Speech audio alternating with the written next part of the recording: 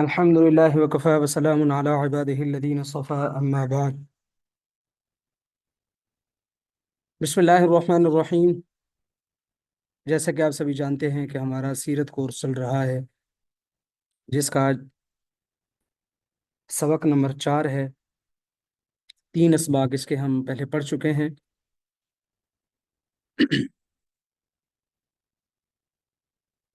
آج کا ہمارا موضوع ہے پہلی ہجرت حبشہ. ہجرت سے پہلے مسلمانوں کو سخت سزائیں دی گئیں، جو کہ پیش خیمہ بنی ہجرت کا، تو جس کا ذکر ہم نے پہلے کیا تھا کہ جب مشرکین مکہ نے یہ دیکھا کہ آپ صلی اللہ علیہ وسلم کو دعوت اسلام سے روکنے کے لیے نہ تو ابو طالب سے مدد کوئی کام آ رہی ہے، نہ ہی ہمارا کوئی لالچ ان پر اثر کر رہا ہے، تو پھر انہوں نے مسلمانوں کو سخت سزائیں دینا شروع کر دیں. چنانچہ کسی صحابی کو تپتی ہوئی ریت پہ لٹا دیا جاتا، کسی کو مارتے رہتے یہاں تک کہ بے ہوش ہو جاتا، کسی کو پانی میں غوطے دیے جاتے، کسی کو انگاروں پہ لٹایا جاتا، کسی کو لوہے کی زرہیں پہنا کر دھوپ میں کھڑا کر دیا جاتا، کسی صحابی کے پاؤں میں زنجیریں ڈال کر مکہ کی گلیوں میں گھسیٹا جاتا، کسی صحابی کے سینے پر گرم گرم پتھر رکھے جاتے.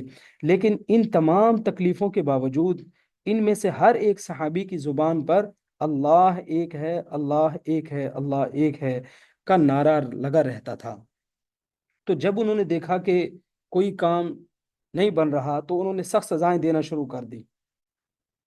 اب پھر پہلی ہجرت حبشہ کیسے ہوئی؟ جب یہ ساری صورتحال رہی، جب کفار مسلمانوں پر بے انتہا ظلم و ستم کرنے لگے، تو آپ صلی اللہ علیہ وسلم نے حبشہ کے بادشاہ کی رحم دلی اور انصاف پروری پر نظر رکھتے ہوئے مسلمانوں کو مکہ سے حبشہ کی طرف ہجرت کرنے کی اجازت دی. چنانچہ اس اجازت کے بعد ایک مختصر سا قافلہ، جو کہ صحیح قول کے مطابق 12 مرد اور 5 خواتین تھیں، یعنی یہ پہلی جو ہجرت ہو رہی تھی حبشہ کی طرف، اس پہلی ہجرت میں 12 مرد اور 5 عورتیں تھیں. حضرت عثمان بن مظعون اور حضرت عثمان بن عفان کی معیت میں نبوت کے 5ویں سال رجب کے مہینے میں یہ مختصر سا قافلہ حبشہ کی طرف روانہ ہوا. عثمان بن مظعون اور صحابی ہیں، حضرت عثمان بن عفان یہ حضور کے دوہرے داماد ہیں رضی اللہ تعالی عنہ. یہ اپنی اہلیہ کے ساتھ گئے تھے. تو وہاں پہنچنے کے بعد یہ لوگ امن و امان کے ساتھ اللہ کی عبادت کرنے لگے. اس کے بعد دھیرے دھیرے آہستہ آہستہ مکہ کے دوسرے مسلمان بھی وہاں ہجرت کر کے جانے لگے، حتیٰ کہ مسلمانوں کی کل تعداد حبشہ کے اندر 80 ہو گئے. پھر نبوت کے 6 سال کے شروع میں حبشہ کے مہاجرین تک یہ غلط افواہ پہنچی کہ مکہ والوں نے اسلام قبول کر لیا. یعنی یہ لوگ نبوت کے 5ویں سال چلے گئے ہجرت کر کے، پھر 6 ہجری میں 6 ہجری نہیں، 6 نبوی میں، یعنی 1 سال کے بعد ان تک یہ غلط خبر پہنچی کہ مکہ والوں نے اسلام قبول کر لیا ہے. یہ سن کر ان میں سے 33 افراد مکہ واپس آ گئے. مکہ کے قریب پہنچنے پر ان کو پتا چلا یہ تو غلط خبر تھی، لیکن اس کے باوجود یہ لوگ حبشہ واپس ہونے کی بجائے مکہ آ گئے. انہوں نے سوچا کہ آپ مکے کے زیادہ قریب ہیں، آپ صلی اللہ علیہ وسلم بھی وہیں ہیں، لہٰذا بس اب آ ہی گئے ہیں تو بس اب اللہ کے نبی صلی اللہ علیہ وسلم کے ساتھ ہی جو ہے رہیں گے. جب یہ واپس آئے تو کافر پہلے سے زیادہ ظلم کرنے لگے، اس لیے آپ صلی اللہ علیہ وسلم نے مسلمانوں کو دوبارہ حبشہ کی طرف ہجرت کرنے کی اجازت دی. چنانچہ نبوت کے 6 سال 83 مرد اور 18 عورتیں حبشہ کے لیے روانہ ہوئیں. اس طرح مسلمانوں کی ایک اچھی خاصی تعداد حبشہ میں جمع ہو. ظاہر ہے پہلے وہاں پہ کل 80 بن گئے تھے، پھر تھوڑے سے واپس آئے تو اب 83 مرد اور 18 عورتیں دوسری مرتبہ ہجرت کر کے دوبارہ چلے گئے. جب مکہ والوں کو یہ خبر پہنچی، یعنی کہ حبشہ کی طرف پہلی ہجرت ہو گئی، پھر اس کے بعد جب کچھ لوگ واپس آ گئے تھے مکے کے اندر اور پھر انہوں نے ظلم و ستم بڑھا دیا، آپ صلی اللہ علیہ وسلم نے پھر حکم دیا دوبارہ چلے جاؤ. تو یوں پھر 6 نبوی کے اندر دوبارہ دوسری ہجرت ہوئی. اس کے بعد جب مکہ والوں کو یہ خبر پہنچی کہ مسلمان حبشہ میں امن و امان کے ساتھ عبادت میں مشغول ہیں، تو ان کو مسلمانوں کا یہ سکھ چین گوارا نہ ہوا. اس لیے کفار مکہ نے اپنے نمائندوں کو تحفے تحائف دے کر حبشہ کے بادشاہ کے پاس بھیج دیا. یہ لوگ حبشہ کے بادشاہ کے پاس پہنچے، انہیں تحفے تحائف دیے، بادشاہ سے یہ مطالبہ کیا کہ جو لوگ مکہ سے بھاگ کر حبشہ آئے ہیں ان کو مکہ والوں کے سپرد کر دیا جائے۔ اس کے بعد حبشہ کے بادشاہ نے معاملے کی تحقیق کے لیے مسلمانوں کو بلوایا۔ اب دیکھیے جو حبشہ کا بادشاہ تھا یہ عیسائی تھا۔ حضور صلی اللہ علیہ وسلم کو معلوم ہوا کہ یہ بڑا انصاف پسند ہے، تو آپ صلی اللہ علیہ وسلم نے وہاں پر ان مسلمانوں کو بھیج دیا۔ اب یہ جو نجاشی تھا اس کا اصل نام تھا اصحمہ، اور نجاشی اس کا لقب ہے، یعنی حبشہ کا جو بھی بادشاہ بنتا تھا اس کو نجاشی ہی کہتے تھے، نام اس کا اور ہوتا تھا۔ تو اس کا اصل نام تھا اصحمہ۔ اب اس نے معاملے کی تحقیق کی، ظاہر ہے اگرچہ تحفے تحائف کافروں نے دیے تھے، لیکن ایک انصاف پسند آدمی دوسرے گروہ کی بات سنے بغیر کیسے کسی کے حق میں فیصلہ کر سکتا تھا؟ تو اس لیے اس نے مسلمانوں کو بلوایا۔ چنانچہ مسلمانوں کی جماعت بادشاہ کے دربار میں آ گئی۔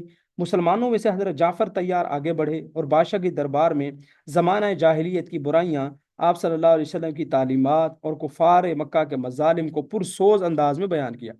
یعنی ایک طرف انہوں نے یہ باتیں بتائیں کہ ہم پہلے کیسے تھے مسلمان ہونے سے پہلے، دوسری طرف بتایا کہ حضور نے ہمیں کیا آ کے سکھایا ہے، تیسری طرف بتایا کہ پھر جب حضور نے ہمیں یہ کچھ سکھایا تو ان کافروں نے ہمارے ساتھ کیا برتاؤ کیا۔ یہ تینوں چیزیں ان کے سامنے رکھیں۔ نجاشی آپ کی تقریر سے بہت متاثر ہوا اور نجاشی نے مکہ والوں کے ہدایہ اور تحائف کو واپس کر دیا، نیز مسلمانوں کو امن و امان کے ساتھ حبشہ میں رہنے کی اجازت دی اور بعد میں خود بھی مسلمان ہو گئے۔ اچھا، یہ جو صورتحال ہے اس کو تھوڑا سا تفصیل کے ساتھ ہم بچوں کو 9th کے اندر بھی پڑھاتے ہیں سورہ مریم کے شروع میں، کہ یہ جو بادشاہ تھا نجاشی، یہ خود بھی رونے لگا، اس کے درباری بھی رونے لگے۔ انہوں نے سورہ مریم کی تلاوت کی جس کے اندر دوسرے رکوع میں حضرت مریم علیہ السلام کا، عیسیٰ علیہ السلام کا تذکرہ آتا ہے، اور سورہ مریم کا دوسرا رکوع خاصا لینتھی ہے، ان کے اندر پوری وہ تفصیل آ جاتی ہے۔ عیسیٰ علیہ السلام نے بچپن میں بات کی، ساری وہ بات آ گئی۔ تو جب اس نے سورہ مریم سنی اور حضرت جعفر طیار کی تقریر سنی، حضرت عیسیٰ علیہ السلام کے بارے میں مسلمانوں کے عقائد سنے، تو ایک تن کا اٹھایا اس نجاشی بادشاہ نے، اور تن کا اٹھا کے کہا کہ قسم اٹھا کے کہا کہ عیسیٰ علیہ السلام اس سے اوپر کچھ بھی نہ تھے۔ یعنی جو بات قرآن نے کہی ہے حضرت عیسیٰ علیہ السلام کے بارے میں، عیسیٰ علیہ السلام کی حقیقت بھی یہی ہے، وہ اتنا ہی کچھ تھے، باقی جو کچھ ہے ادھر ادھر سے یہ سب کچھ بڑھا چڑھا کے باتیں کی گئی ہیں۔ بہرحال اس نے تحفے بھی واپس کر دیے۔ دیکھیے یہاں پر آپ اندازہ کریں کہ ایک عادل بادشاہ ہے، مسلمان نہیں کافر ہے، جب کوئی اس کے خلاف اس کو کوئی ورغلاتا ہے، اس کو کوئی، تو وہ پہلے دوسرے فریق کی بھی بات سنتا ہے، صرف ایک ہی بات نہیں سنتا۔ اس میں ہمارے لیے سبق ہے کہ ہمارے پاس کوئی بندہ اگر آئے کہ فلاں نے ایسا کہا، فلاں نے ایسا کہا، یہ ایسا ہے، وہ ایسا ہے، تو ہمارے لیے سبق یہ ہے، قرآن اس کی اس اچھی بات کو ذکر کرتا ہے، سیرت طیبہ کے اندر یہ بات ذکر کی گئی ہے کہ اس نے دوسرے فریق کو بھی بلایا۔ تو ہماری زندگی میں ہمیں سمجھنا چاہیے کہ دوسرے فریق کی بات کو بھی سننا چاہیے، اور جو بندہ غلط ہمیں فیور دے رہا ہو اس کی فیور بھی نہیں لینی چاہیے۔ جیسے کہ نجاشی نے ان کے تحفے تحائف بھی واپس کر دیے، نہیں رکھے، کہ یہ تحفوں کے ذریعے مجھے بلیک میل کرنا چاہتے تھے، تو انسان کو بلیک میل بھی نہیں ہونا چاہیے۔ اگر کوئی لالچ کے ذریعے سے ہمیں ورغلاتا ہے تو ہمیں اس کے لالچ کو کسی صورت ایکسیپٹ نہیں کرنا چاہیے۔ بہرحال انہوں نے ورغلانے کی کوشش کی شاہ حبشہ کو، تو جو بادشاہ کا رد عمل تھا وہ ہم نے پڑھ لیا۔ تو جب قریش نے دیکھا کہ مسلمانوں کو حبشہ میں ایک محفوظ جگہ مل گئی ہے اور وہ دھیرے دھیرے مضبوط ہوتے جا رہے ہیں، تو انہوں نے باہمی مشورے سے ایک عہد نامہ لکھا جس میں آپ صلی اللہ علیہ وسلم کے خاندان بنو ہاشم اور بنو مطلب سے بائیکاٹ کا اعلان کیا۔ اب یہ سوشل بائیکاٹ کر رہے ہیں۔ اس عہد نامے میں یہ لکھا ہوا تھا کہ ان لوگوں سے خرید و فروخت نہ کی جائے، اپنی لڑکیوں کی شادی ان سے نہ کی جائے، نہ ہی ان کی لڑکیوں سے نکاح کیا جائے، ان سے بات چیت بھی نہ کی جائے، ان کو کوئی شخص کھانا دینے کی کوشش بھی نہ کرے، تو اگر کوئی کھانا دینے کی کوشش کرے تو اس کو روک دیا جائے، انہیں گلیوں اور بازاروں میں گھومنے پھرنے نہ دیا جائے۔ یہ بائیکاٹ اس وقت تک ان سے رکھا جائے جب تک بنو ہاشم اور بنو مطلب محمد صلی اللہ علیہ وسلم کو ہمارے حوالے نہ کر دیں۔ اس کے بعد اس ایگریمنٹ کو جو انہوں نے آپس میں لکھا تھا، جو معاہدہ ہوا تھا ان کا آپس میں، اس کو بیت اللہ کی چھت سے لٹکا دیا گیا۔ آپ اندازہ کریں کہ کافر غلط نظریے پر قائم ہو کر کس طرح مسلمانوں کو شکست دینے کی کوشش کرتے ہیں نظریاتی طور پر۔ سوشل بائیکاٹ کی رسم انہوں نے شروع کی سب سے پہلے۔ تو اس وقت جو فلسطین کے ساتھ صورت حال ہے، جو کشمیر کے ساتھ ہے، ہم مسلمانوں پر بھی لازم ہے کہ ہمیں غیرت ان کافروں سے زیادہ ہونی چاہیے اپنے مسلمان بھائیوں کے، بہنوں کے سلسلے میں، کہ ہمیں بھی ان کے ساتھ سوشل بائیکاٹ ضرور کرنا چاہیے۔ اور تو ان کے ساتھ سوشل بائیکاٹ نہیں ہو سکتا، جس قدر ہم ان کی پروڈکٹس سے احتیاط برت سکتے ہیں وہ تو ہمیں برتنی چاہیے۔ تو بہرحال ہمیں ان کا بائیکاٹ کرنا چاہیے۔ چنانچہ حضرت ابو طالب بنو ہاشم اور بنو مطلب کو لے کر مسجد حرام سے 300 میٹر کے فاصلے پر واقع جبل ابی قبیس کے درمیان ایک گھاٹی میں چلے گئے۔ اب دیکھیے کون لے گئے؟ حضرت ابو طالب جو حضور کے چچا ہیں، حضور کی پرورش کر رہے ہیں، یہ بنو ہاشم کو بھی لے گئے، یعنی ہاشم کی فیملی کو بھی اور مطلب کی فیملی کو بھی لے کر مسجد حرام سے 300 میٹر کے فاصلے پر، یعنی آپ اندازہ کر لیں کہ 1/3 کلومیٹر بن گیا یہ جبل ابی قبیس۔ یہ ابی قبیس پہاڑ کا نام ہے اور جبل پہاڑ کو ہی کہتے ہیں عربی میں۔ تو ایک گھاٹی تھی اس پہاڑ کے درمیان میں جو بعد میں شعب ابی طالب کے نام سے مشہور ہوا، تو وہاں پر لے گئے۔ مسلمان 3 سال تک نہایت بے سر و سامانی کے عالم میں اس گھاٹی میں مقیم رہے، درختوں کے پتے کھا کھا کر زندگی بسر کرنے لگے۔ بالآخر قریش کے چند اچھے اور بھلے آدمیوں کے مشورے سے اس بائیکاٹ کو ختم کر دیا گیا۔ نبوت کے 7ویں سال محرم الحرام کے مہینے میں اس عہد نامے کا اعلان کیا گیا، اور نبوت کے 9ویں سال کے اختتام پر اس بائیکاٹ کا خاتمہ کیا گیا۔ یعنی پھر انہیں کچھ غیرت آئی، ظاہر ان کے رشتہ دار ہی تھے آپ صلی اللہ علیہ وسلم، انہیں 3 سال بعد ان کی غیرت جاگی۔ آپ اندازہ کریں اس میں چھوٹے بچے بھی تھے جن کے بارے میں آتا ہے کہ ان کی چیخیں سن کر ہمسایوں کی نیندیں اڑ جایا کرتی تھیں جو ارد گرد میں رہا کرتے تھے۔ ایک ایک دن کاٹنا کتنا مشکل ہے، 3 سال کے بعد ان کی غیرت جوش میں آئی۔ تو ہم دیکھیں کس طرح ہمیں بڑی صاف ستھری آواز ان چھوٹے چھوٹے ہمارے بہن بھائیوں کی سنائی دیتی ہے، اور کس طرح ہم بالکل شاداں فرحاں ہیں اپنی فیملی کے ساتھ، اپنے بچوں کے ساتھ، ہمیں ان کا احساس ہی نہیں۔ کس طرح ویڈیوز ہمیں دیکھنے کو ملتی ہیں کہ کس طرح ان بیچاروں کے ساتھ رویہ برتا جاتا ہے۔ تو ہمیں سوچنا چاہیے بہرحال کہ جس قدر ہم کوشش کر سکتے ہیں اس پیغام کو عام کر سکتے ہیں کہ ہم بھی ان کے ساتھ سوشل بائیکاٹ کریں، کم از کم اتنا تو کریں، اگر زیادہ نہیں کر سکتے۔ باقی جن کی اس سے بھی بڑھ کے ذمہ داری ہے ان کو اس سے زیادہ بڑھ کے ذمہ داری اپنی ادا کرنی چاہیے۔ بہرحال یہ 9 نبوی کو، یعنی آپ صلی اللہ علیہ وسلم کے نبی بننے کے 9ویں سال کے اینڈ میں یہ ختم ہوا، یہ سوشل بائیکاٹ۔ تو بعض سیرت کی کتابوں میں 10 نبوی تک بھی ہے کہ 10ویں سال کے اندر ختم ہوا۔ تو نبوت کے 10ویں سال آپ صلی اللہ علیہ وسلم کے ساتھ 2 بڑے حادثات پیش آئے۔ ایک یہ کہ اس سال آپ صلی اللہ علیہ وسلم کے مہربان چچا ابو طالب کا انتقال ہو گیا، یہ مسلمان نہیں ہوئے تھے۔ اور دوسرا حادثہ یہ ہوا کہ ابو طالب کے انتقال کے چند دنوں کے بعد آپ کی رفیقہ حیات، آپ کے غم گسار بیوی سیدہ خدیجہ رضی اللہ تعالیٰ عنہ کا بھی انتقال ہو گیا۔ اہل مکہ کے ظلم و ستم کے مقابلے میں ظاہری طور پر سہارا دینے والے اور دلداری کرنے والے یہی دونوں تھے۔ اس لیے اس واقعے سے آپ صلی اللہ علیہ وسلم کو بڑا صدمہ ہوا، اور آپ صلی اللہ علیہ وسلم نے اس سال کو عام الحزن قرار دیا، یعنی غم کا سال۔ تو ظاہر ہے جو براہ راست حضور کو کھلے عام سپورٹ کرتے تھے، ایک یہ آپ کی بیوی تھی اور دوسرے آپ کے چچا تھے، تو دونوں ہی اللہ تعالیٰ کو پیارے ہو گئے۔ تو اس طرح یہ عام الحزن کا سال قرار پایا۔ اس کے بعد پھر آپ صلی اللہ علیہ وسلم نے طائف کی سفر کیا۔ رسول اکرم صلی اللہ علیہ وسلم نبوت کے 10ویں سال مکہ سے 80 کلومیٹر دور مقام طائف کے اندر تشریف لے گئے۔ وہاں کے مشہور قبیلہ بنو ثقیف کے 3 سردار سے ملاقات ہوئی اور انہیں اسلام کی دعوت دی، یعنی ان 3 سرداروں سے ملاقات ہوتی ہے، ان کو اسلام کی دعوت دیتے ہیں۔ لیکن ان لوگوں کا سلوک مکہ والوں سے بھی زیادہ بدتر ثابت ہوا کہ ان میں سے ایک تو یہ کہنے لگا کہ اگر اللہ تعالیٰ نے تم کو رسول بنا کر بھیجا ہے تو اللہ تعالیٰ خانہ کعبہ کی چادر کو خانہ کعبہ کی چادر جو ہے، یعنی اس کا جو غلاف ہے، اس کو چاک کرنا چاہتا ہے۔ یعنی تمہیں رسول بنانا تو گویا خود اللہ تعالیٰ اپنے گھر کو ہی ختم کرنا چاہتا ہے۔ دوسرے نے یہ کہا کہ کیا خدا کو تمہارے علاوہ کوئی اور بندہ نہیں ملا جسے وہ رسول بنا دیتا؟ تیسرے نے کہا میں تو تمہاری بات ہی نہیں سننا چاہتا، اس لیے کہ اگر تو سچا نبی ہے تو تمہاری بات سے انکار کرنا مصیبت سے خالی نہیں ہوگا، اور اگر تو جھوٹا نبی ہے تو میں جھوٹے شخص سے بات ہی نہیں کرنا چاہتا۔ نیز ان لوگوں نے وہاں کے بدماشوں کو آپ صلی اللہ علیہ وسلم کے پیچھے لگا دیا، اور بدماش آپ صلی اللہ علیہ وسلم کو گالیاں دیتے رہے اور آپ پر پتھر برساتے رہے، حتیٰ کہ آپ صلی اللہ علیہ وسلم کا جسم مبارک لہو لہان ہو گیا، اور اسی حال میں آپ صلی اللہ علیہ وسلم اتبا اور شیبہ کے باغ میں پہنچ گئے۔ تو دیکھیے اس طرح کے جذباتی جنونی لوگ جو ہوتے ہیں وہ ہر مذہب کے اندر، چاہے وہ جھوٹا ہو وہ سچا، اس کے اندر پائے جاتے ہیں، جو اپنے مذہب کی تعلیمات کو روند کر جو ہے وہ اس طرح کے کام کرتے ہیں۔ آپ دیکھیے جو کوئی بھی کافر مذہب بھی ہے، مطلب یہودی ہیں، عیسائی ہیں، سکھ ہیں، ہندو ہیں، کسی کا مذہب کسی کو یہ تعلیم نہیں دیتا کہ تم دوسروں پر ظلم و ستم کرو۔ لیکن جو جنونی لوگ ہوتے ہیں، جو جذباتی لوگ ہوتے ہیں، جنہیں علم نہیں ہوتا، صرف خالی جذبات ہوتے ہیں، یاد رکھیے اگر صرف جذبات ہوں اور علم دین نہ ہو تو یہ جذبات انسان کو گمراہ کر دیتے ہیں۔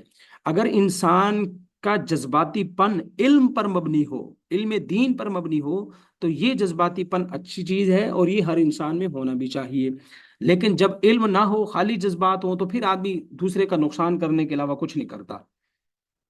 تو اس کی مثالیں ہمارے یہاں بہت ہیں اس وقت بھی، جو ہمارے یہاں کچھ مذہبی لوگ ہیں جو صرف جذبات کی سے ہی کام لیتے ہیں، جن کے پاس علم دین نہیں ہے، اور یہ نہیں دیکھتے کیا نقصان ہے، کیا نفع ہے، کیا تعلیمات ہیں، بس وہ کہتے ہیں کہ یہی سب کچھ ہے۔ تو وہاں پہنچ کر بہرحال جب آپ صلی اللہ علیہ وسلم اتبا شہبہ کے باغ میں پہنچ گئے، وہاں پہنچ کر حضور صلی اللہ علیہ وسلم نے اللہ سے دعا مانگی اور اپنی کمزوری کا اظہار کیا۔ اللہ تعالیٰ کی رحمت جوش میں آئی، حضرت جبرائیل علیہ السلام آپ کے پاس تشریف لائے اور فرمایا کہ اگر آپ حکم دیں تو میں طائف والوں کو جبل ابی قبیس اور جبل قعائے قعان میں، یہ جو دو پہاڑ ہیں جبل ابی قبیس اور جبل قعائے قعان، ان دونوں پہاڑوں کے درمیان میں ان دونوں کو کچل کے رکھ دوں۔ لیکن آپ صلی اللہ علیہ وسلم نے فرمایا کہ مجھے امید ہے اگر یہ لوگ ایمان نہیں لائیں تو ان کی نسلیں ضرور ایمان لائیں گی۔ چنانچہ بعد میں وہاں کے بہت سارے لوگ مسلمان ہوئے۔ دیکھیے یہاں پر ہمیں یہ سبق میں ملتا ہے سیرت طیبہ میں کہ انسان بچوں کو پڑھاتا ہے یا کسی کو سمجھاتا ہے، کسی پہ محنت کرتا ہے، کسی کو دعوت و تبلیغ دیتا ہے، اگر وہ ایمان نہیں لاتے تو اللہ تعالیٰ اس محنت کو ضائع نہیں کرتے۔ اس محنت کے بدلے میں اللہ تعالیٰ ان لوگوں کی ہی نسلوں میں سے لوگوں کو ہدایت دیتے ہیں۔ اسی طرح سارے لوگ اگر ہدایت پہ نہ آئے تو کچھ آ جاتے ہیں، جیسے ہم کہیں کلاس میں پڑھاتے ہیں، اسکول میں پڑھاتے ہیں، مدرسے میں پڑھاتے ہیں، کہیں پر بھی پڑھاتے ہیں، کہیں لوگوں کو ہم سمجھا رہے ہوتے ہیں، کہیں سیشن ہوتا ہے ہمارا، یا اسی طرح ہم رشتہ داروں کو سمجھاتے ہیں، تو ضروری نہیں ہے کہ ہم یہ کہیں کہ ہمارے رشتہ دار تو سمجھتے نہیں جی، ان کو تو بات ہی سمجھ نہیں آتی دین کی۔ یقیناً ان کو نہیں آتی، لیکن اللہ تعالیٰ ان کی نسلوں میں ایسے لوگ پیدا کرے گا جو ان ہدایت کی باتوں سے فائدہ اٹھائیں گے، جیسے کہ انہی طائف کے لوگوں نے بعد میں اسلام قبول کیا۔ بہرحال وہاں سے واپسی پر مکہ سے 45 کلومیٹر دور وادی نخلا میں جب آپ صلی اللہ علیہ وسلم رات کی تاریکی میں نماز پڑھ رہے تھے تو شام کے مشہور شہر نصیبین کے 7 جنات آپ صلی اللہ علیہ وسلم کی خدمت میں آ کر مسلمان ہوئے۔ تو شام کا مشہور شہر تھا یہ نصیبین، یہاں سے 7 جن آئے اور انہوں نے آ کر آپ صلی اللہ علیہ وسلم کی خدمت میں اسلام قبول کر لیا۔ تو یہ تھا آپ صلی اللہ علیہ وسلم کا سفر طائف۔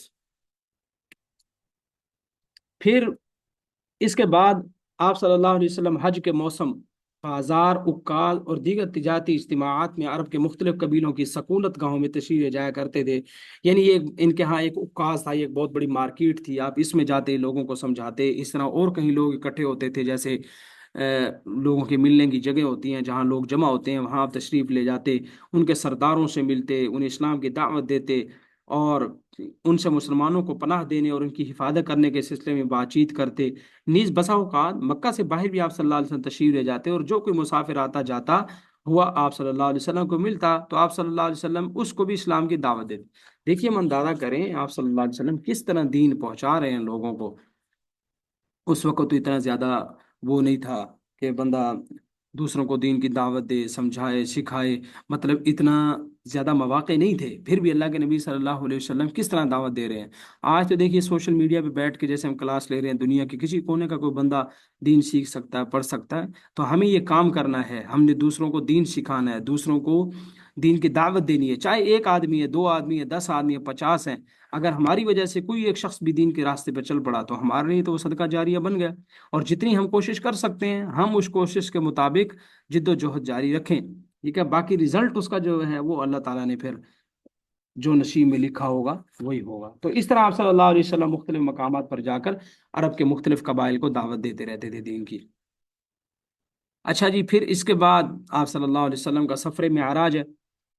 نبوت کے 12ویں سال جب آپ صلی اللہ علیہ وسلم کی عمر مبارک 52 سال تھی تو اللہ رب العزت نے آپ صلی اللہ علیہ وسلم کو معراج سے سرفراز فرمایا، جس کا مختصر واقعہ آپ کے سامنے ذکر کر دیا جاتا ہے۔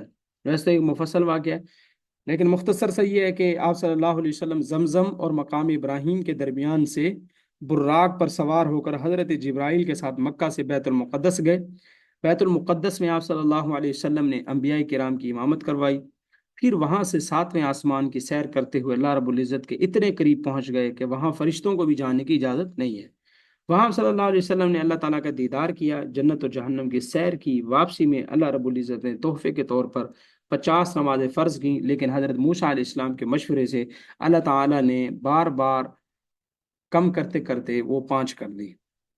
پھر صبح کے وقت جب آپ صلی اللہ علیہ وسلم نے اس سفر کا ذکر کیا، یعنی آپ صلی اللہ علیہ وسلم معراج سے واپس ہو کر کے آ گئے، اس کا ذکر کیا تو کفار نے بڑی شدت کے ساتھ اس کو جھٹلایا اور آپ صلی اللہ علیہ وسلم سے مختلف سوال کرنے لگے۔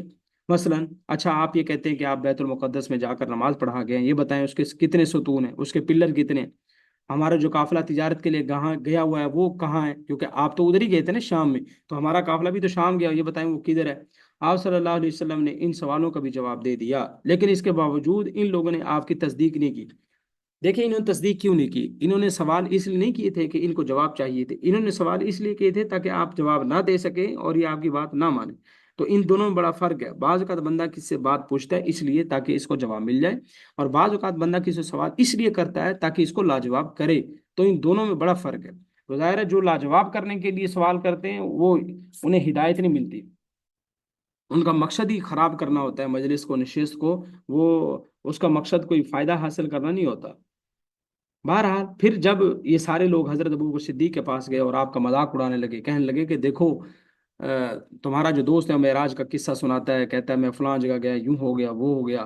حضرت ابو بکر صدیق رضی اللہ تعالیٰ عنہ نے اس کی تصدیق کر دی اور فرمایا کہ میں رسول اللہ صلی اللہ علیہ وسلم کی اس سے بھی بڑی بات کی تصدیق کرتا ہوں، یعنی یہ کہ ان کے پاس صبح و شام کے تھوڑے سے وقت میں فرشتوں کے ذریعے آسمان کی خبریں، وحی الہی، آسمان کی خبریں سے مراد ہے وحی الہی، ان کے پاس آ جاتی۔ یعنی حضرت ابو بکر صدیق رضی اللہ تعالیٰ عنہ نے فرمایا کہ دیکھو تم تو کہتے ہو کہ آپ صلی اللہ علیہ وسلم رات کو گئے اور گھنٹہ 2 گھنٹے لگا کے آئے، 3 گھنٹے میں آئے، تو میں تو یہ کہتا ہوں کہ جبریل امین فوراً اللہ کا حکم لے کر ساتویں آسمان کے پار سے ادھر آ جاتے ہیں، میں تو اس سے بھی بڑی بات کرتا ہوں۔ تو دیکھیے حضرت ابو بکر صدیق رضی اللہ تعالیٰ عنہ کے انہی باتوں کی وجہ سے حضرت ابو بکر صدیق رضی اللہ تعالیٰ عنہ کو صداقت کے نام سے یاد کیا جاتا ہے اور انہیں صدیق کا لقب دیا گیا۔ اچھا، صحیح قول کے مطابق ہجرت سے 1 سال پہلے یعنی نبوت کے 12ویں سال ربیع الاول کی 27 تاریخ کو پیر کی رات میں معراج کا واقعہ پیش آیا، لیکن بعض لوگوں نے رجب کی 27ویں تاریخ کو راجع قرار دیا۔ بعض کہتے ہیں 27 رجب کو یہ واقعہ ہوا ہے، اور صحیح قول یہ ہے کہ یہ 27 تاریخ تھی، لیکن یہ ربیع الاول کی 27 تاریخ تھی اور پیر کی رات کو معراج کا واقعہ پیش ہے، لیکن ہمارے یہاں مشہور یہی ہے کہ 27 رجب کو ہے۔ بہرحال یہ سیرت کی کتابوں میں مختلف پہلوؤں سے ذکر کیا گیا ہے، تو اختلاف سیرت کی باتوں میں مختلف چیزوں کا ہوتا رہتا ہے، لیکن جو صحیح قول ہوتا ہے وہ آپ کے سامنے پیش کر دیا تھا کہ صحیح قول یہ ہے اور مشہور یہ ہے۔ مشہور ہونا اور چیز ہے، صحیح قول ہونا اور چیز ہے، تو دونوں چیزیں آپ کے سامنے رکھ دی جاتی ہیں۔ اور ہمیں یہ بات بھی یہاں پر یاد رکھنی چاہیے کہ آپ صلی اللہ علیہ وسلم نے معراج کا سفر بیداری کی حالت میں اپنے جسم اور روح دونوں کے ساتھ رات کے آخری حصے میں کیا ہے۔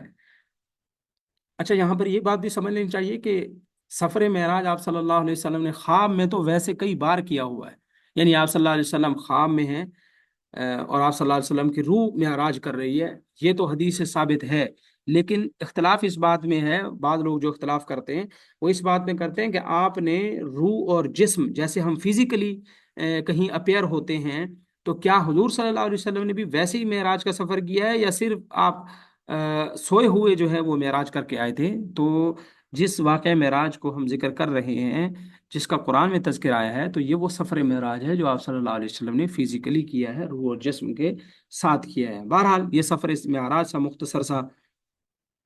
اس کے بعد جی چاند کے 2 ٹکڑے ہو جانا، رسول اکرم صلی اللہ علیہ وسلم کے معجزات میں سے ایک اہم معجزہ شق القمر بھی ہے، یعنی چاند کے 2 ٹکڑے ہونے کا، جس کی تفصیل یہ ہے کہ ہجرت سے تقریباً 5 سال پہلے مشرکین مکہ کی ایک جماعت جس میں ولید بن مغیرہ، ابو جہل وغیرہ بھی تھے، رسول اکرم صلی اللہ علیہ وسلم کے پاس آئے اور کہنے لگے کہ اگر آپ واقعی سچے نبی ہیں تو اس چاند کے 2 ٹکڑے کر دیں۔ آپ صلی اللہ علیہ وسلم نے ارشاد فرمایا کہ اگر میں اس چاند کے 2 ٹکڑے کر دوں تو کیا تم لوگ مجھ پر ایمان لے آؤ گے؟ ان لوگوں نے کہا کہ ہاں جی ہم ضرور ایمان لے آئیں گے۔ آپ صلی اللہ علیہ وسلم نے اشارہ کیا اور چاند کے 2 ٹکڑے ہو گئے، اس کا ایک ٹکڑا جبل ابی قبیس پر اور دوسرا ٹکڑا جبل قعے قعان پر تھا۔ لوگ کافی دیر تک اس کو حیرت سے دیکھتے رہے۔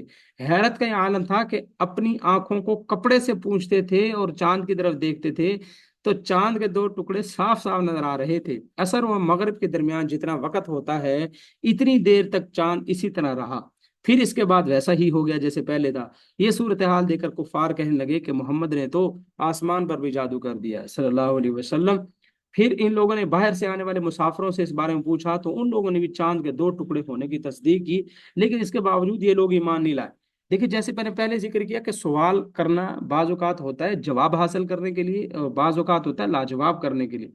تو جو سوال اس لیے ہوتا ہے کہ جواب ملے اور استفادہ کریں، اس سے فائدہ ہوتا ہے، اور جو سوال اس لیے ہوتا ہے کہ لاجواب کریں اور سامنے والے کو شرمندہ کریں، تو ظاہر ہے اس صورت میں اس سوال کے صحیح جواب سے بھی انسان کوئی فائدہ نہیں اٹھا سکتا۔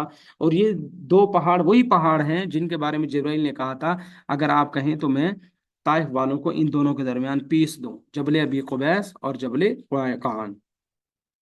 تو بہرحال یہ واقعہ پیش آیا، تو لیکن یہ لوگ پھر بھی اسلام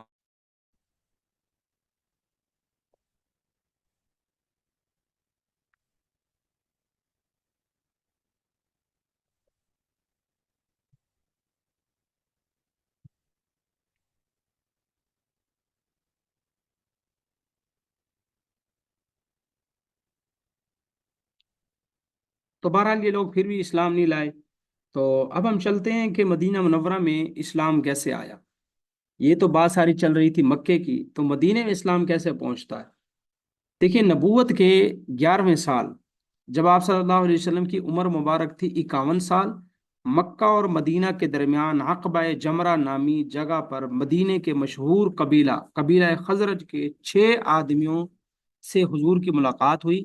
آپ صلی اللہ علیہ وسلم نے ان کے سامنے اسلام پیش کیا اور انہیں قرآن پڑھ کر سنایا۔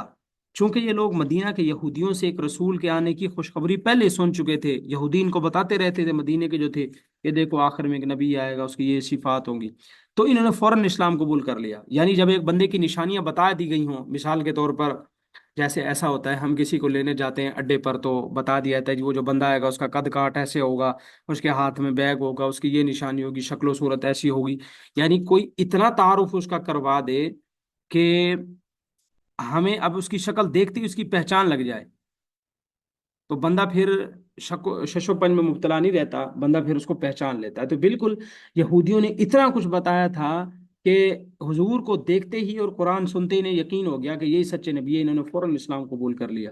اس کے بعد جب یہ لوگ مدینہ گئے تو وہاں اسلام کی تبلیغ شروع کر دی۔ اس طرح مدینہ کا ہر گھر میں اسلام کا چرچا شروع ہو گیا، یعنی بات جیسے مشہور ہو جاتی ہے کہ دیکھو یہ سننے میں ایسے آیا ہے، ایسا ہو گیا، تو ہر گھر کے اندر اسلام کا ذکر ہونے لگا۔ پھر یہ تھا نبوت کا 11واں سال۔ پھر جب نبوت کا 12واں سال آیا تو آپ صلی اللہ علیہ وسلم کی عمر مبارک تھی 52 سال۔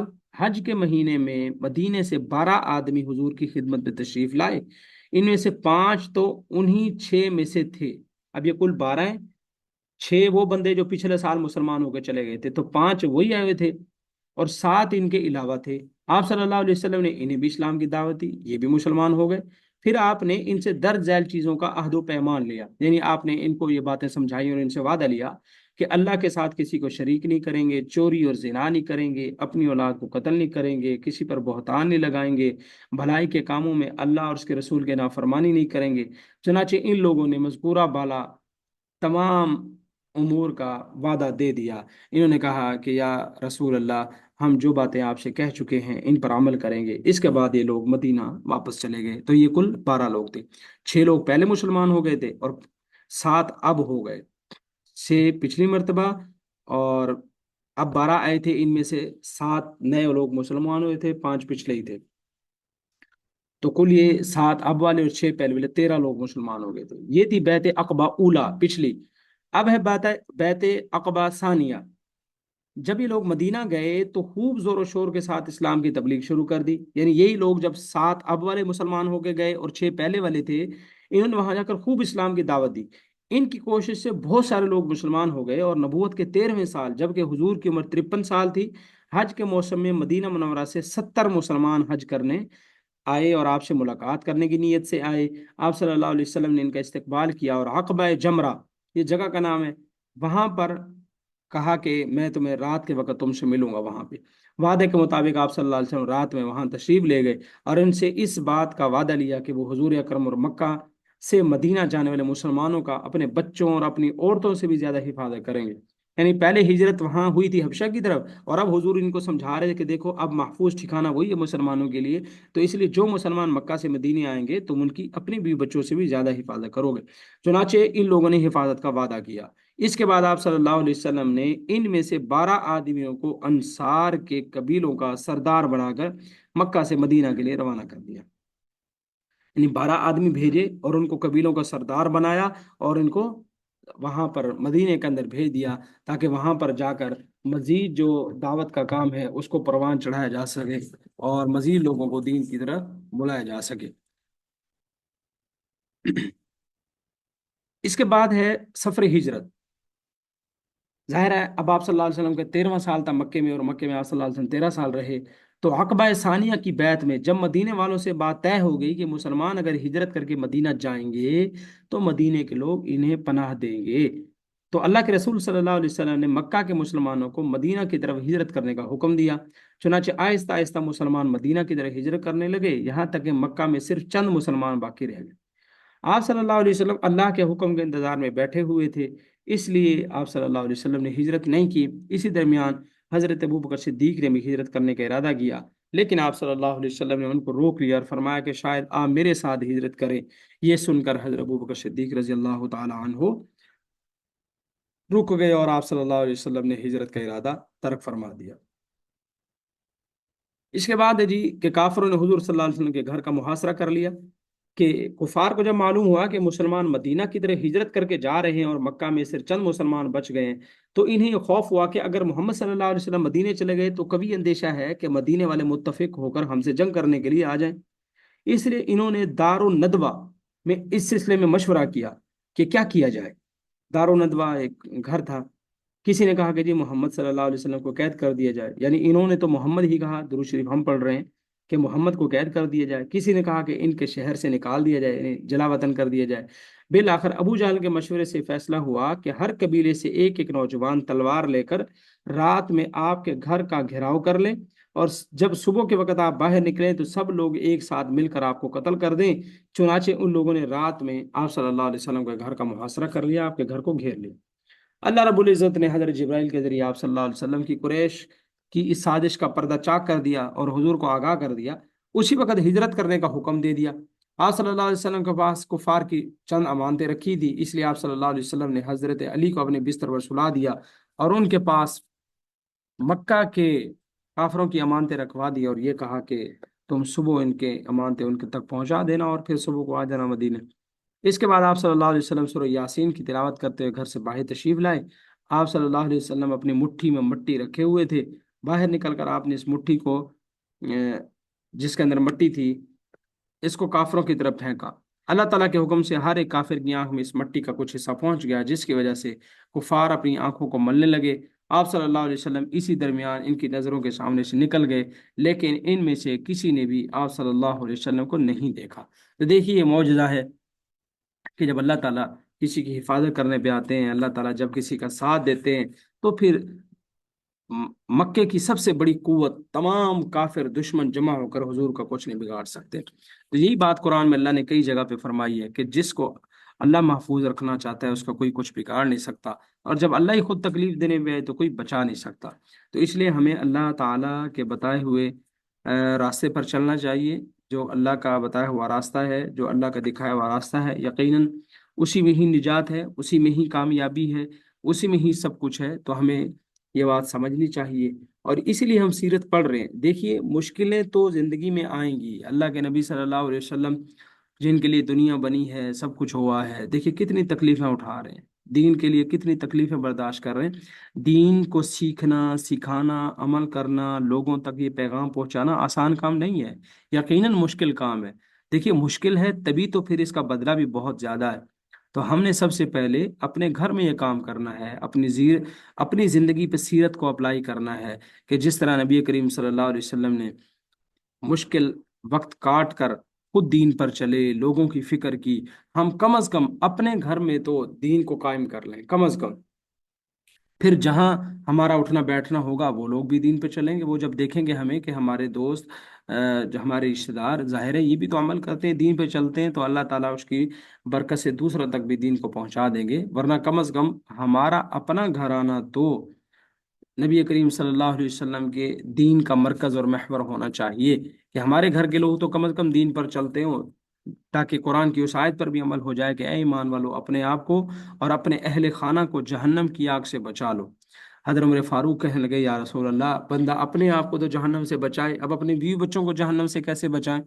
اللہ کے نبی صلی اللہ علیہ وسلم فرمایا کہ اے عمر، جو کام تم خود کرو وہ تم اپنے گھر والوں کو بھی کرنے کا کہو، جس کام سے تم خود بچو اس سے بچنے کا اپنے گھر والوں کو بھی کہو، تو بس یہی، اس سے تم خود بھی نجات پا جاؤ گے، تمہارے گھر والے بھی نجات پا جائیں گے۔ تو دیکھیے یہ سب سے بہترین طریقہ ہے، اس لیے ہم اس نیت سے ان اسباق کو سنیں، پھر یہ جو چیزیں سنتے ہیں یہ دوسروں کے ساتھ شیئر بھی کریں، اپنے دوستوں کو بتائیں، گھر والوں کو بتائیں، جو عزیز و قارب ہیں ان تک پہنچائیں یہ پیغام۔ اور پھر ظاہر ہے ہمارا جو سبق ہوتا ہے، جو لیکچر ہے، یہ ریکارڈڈ ہوتا ہے، تو ہم یہ سبق بھی دوسروں کے ساتھ شیئر کر سکتے ہیں، جن کے ساتھ ہم اپنی باقی چیزیں خوشی غم شیئر کرتے ہیں، تو ان کے ساتھ یہ اسباق بھی شیئر کریں اور ان کو بتائیں کہ یہ بھی لازمی سنیں، تاکہ سیرت کی بات ہم ویسے تو عام طور پہ نہیں پڑھ پاتے، نہیں سن پاتے، تو کم از کم یہ جو لیکچر ہے اس کو ہم سنیں، اور اس نیت سے سنیں کہ یا اللہ ہمیں بھی نبی کریم صلی اللہ علیہ وسلم کے ساتھ سچی محبت نصیب فرما، ان کے دین پہ چلنا نصیب فرما۔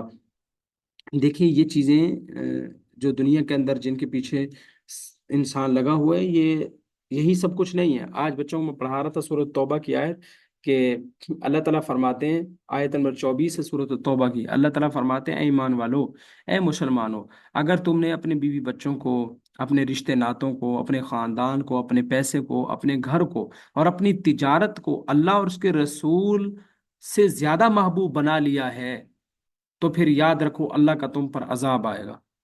یہ سورۃ التوبہ آیت نمبر 24 ورس نمبر ہے۔ تو اس میں اللہ تعالیٰ کلیئر کٹ کتنی بات کرتے ہیں کہ اگر ہم نے اپنے خاندان، رشتے ناطے، تجارت، پیسہ، دولت، گھر، گاڑی، اس کو ہی اللہ اور اس کے رسول سے زیادہ جو ہے وہ ترجیح دے دی ہے، تو پھر یہ چیز ہمارے لیے نقصان اور خطرے کا باعث ہے۔ تو ہر وقت ہمیں اللہ اور اس کے رسول کے